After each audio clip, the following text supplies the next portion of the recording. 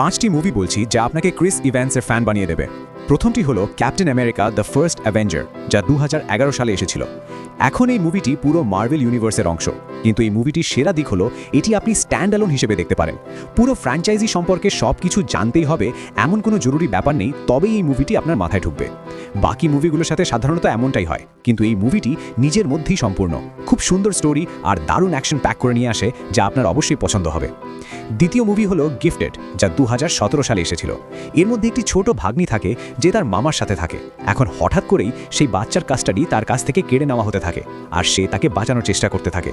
কিভাবে সে বাঁচায় আর কে তাকে কেড়ে নিতে চাইছে, এগুলো জানতে আপনি এই মুভিটি দেখুন। তৃতীয় মুভি হলো পেইন হাসলার্স, যা 2023-এ রিলিজ হয়েছিল। এটি আপনাকে ফার্মা ইন্ডাস্ট্রির পর্দার পেছনের গল্প দেখাবে, যে ফার্মা ইন্ডাস্ট্রি ঠিক কিভাবে কাজ করে, কিভাবে তারা নিজেদের ওষুধগুলোকে পুশ করে আর ভুল উপায়ে বিক্রি করার চেষ্টা করে, শুধুমাত্র নিজেদের প্রফিট ম্যাক্সিমাইজ করার জন্য। খুবই ডার্ক একটি মুভি, খুবই রিয়েলিস্টিক মুভি, অবশ্যই ট্রাই করবেন। এখন আমি আপনাদের 3টি মুভি বললাম, যেগুলো 3টি আলাদা ঘরানার। দুটো রমকম টাইপের মুভি বলছি।